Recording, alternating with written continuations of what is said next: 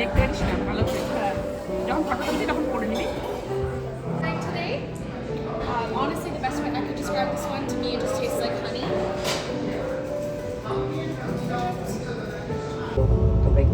Hello বন্ধুরা, আজ আমি বেরিয়ে পড়েছি ভ্যানকুভার থেকে কেলোনা শহরের উদ্দেশ্যে।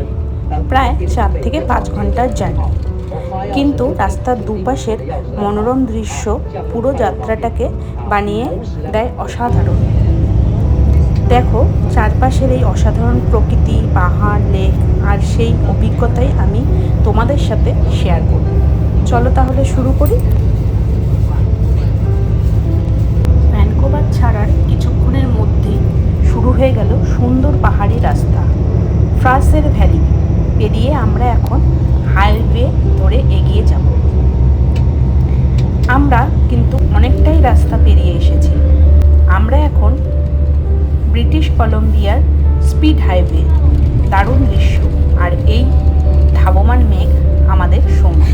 তোমাদের কেমন লাগছে আমাকে কিন্তু অবশ্যই কমেন্টে জানিও। 4 থেকে 5 ঘন্টার লং জার্নি, আর লং জার্নি মানেই তো মিউজিক আর কিছু স্ন্যাক্স। কারণ আমরা অনেক সকালে বেরিয়েছি, তাই সকাল সকাল ব্রেকফাস্টটা করতে পারিনি, তাই গাড়িতে বসে কিছু স্ন্যাক্স নিয়ে এসেছিলাম। সেই স্ন্যাক্সগুলোই কিন্তু আমরা খেয়ে নিয়েছিলাম, কারণ সাথে বাচ্চারাও ছিল, খিদেও কিন্তু প্রচণ্ড পেয়ে গিয়েছিল।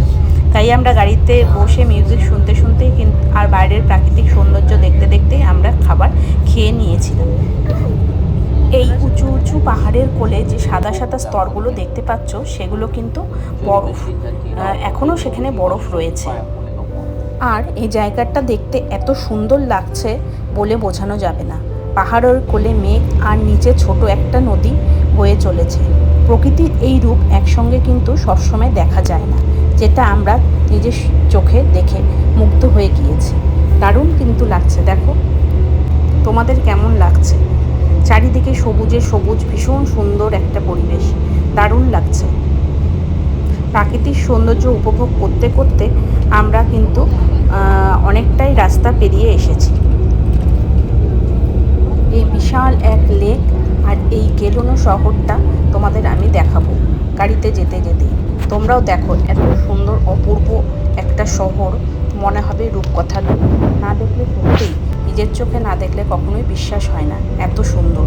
চলো তোমরাও আমার সাথে দেখো।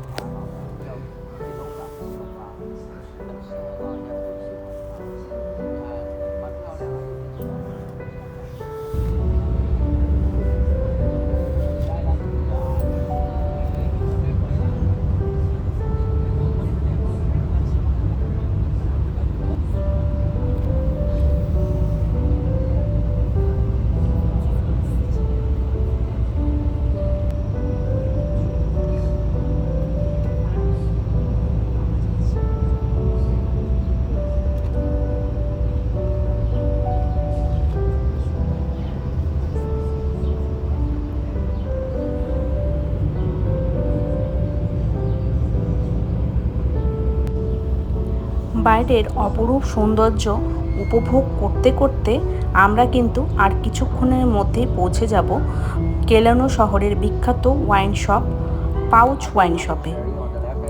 এই যে এটাই হলো ওয়াইন শপের বাইরেটা। এখানে কিন্তু এগুলো যেগুলো দেখতে পাচ্ছ, সেগুলো কিন্তু সমস্তই আঙুর গাছ।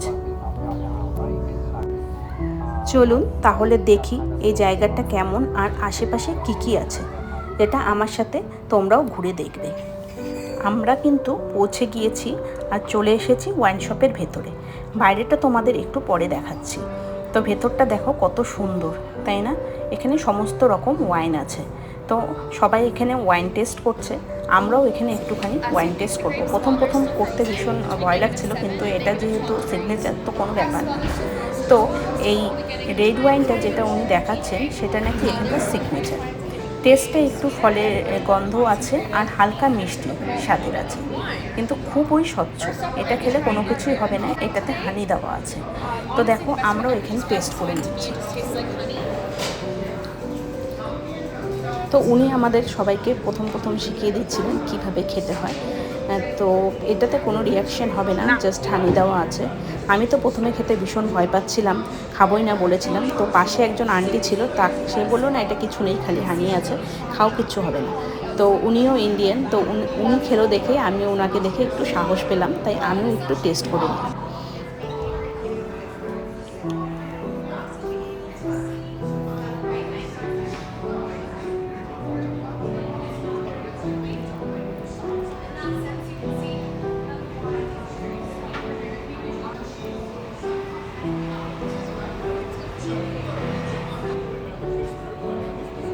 সত্যি টেস্টটা কিন্তু খুব ভালো ছিল, হানির মতনই ছিল।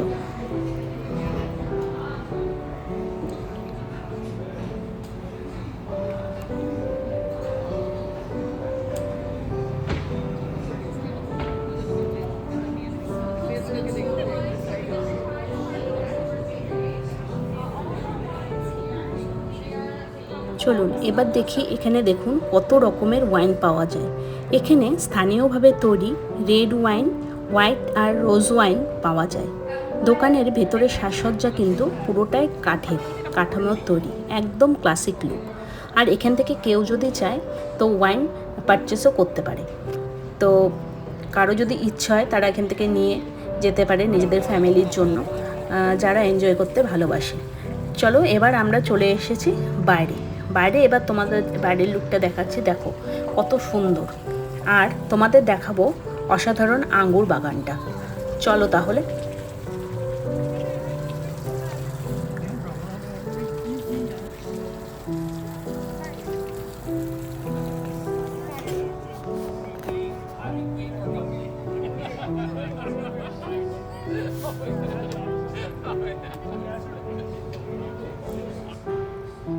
এখান থেকেই এই ওয়াইনগুলোর জন্য আঙ্গুর কিন্তু সংগ্রহ করা হয়। আর এই আঙ্গুর বাগানটা এক কথায় অসাধারণ, যতদূর চোখ যায় সবুজ আর সবুজ। তবে এখনও আঙ্গুরগুলো হয়নি, আরও 1 মাস সময় লাগবে আঙ্গুরগুলো হওয়ার জন্য। এই আঙ্গুরগুলোর রং কিন্তু সবুজ আর বেগুনি রঙের হয়ে থাকে। এ দেখো একদম ছোট ছোট আঙ্গুর জাস্ট হয়েছে, আরও 1 মাস লাগবে এগুলো হতে। এখানে এসে সত্যি কিন্তু খুব ভালো লাগলো। পাউচ ওয়াইন শপ আর তার পাশের আঙ্গুর বাগান যেন একসাথে প্রকৃতি আর স্বাদের এক চমৎকার মিলন। যদি কখনো কেলোনোতে আসে তবে অবশ্যই ঘুরে যাবে এই জায়গাটা। তো সারাদিন ঘোরার পর এখন খাওয়ার পালা। তো আমরা খাবার নিয়েছি। তো আজকের ব্লগটা যদি তোমাদের ভালো লাগে একটা লাইক, কমেন্ট আর সাবস্ক্রাইব করতে ভুলবো না। দেখা হবে পরের একটা ভিডিওতে। ততদিন সবাই খুব ভালো থেকো।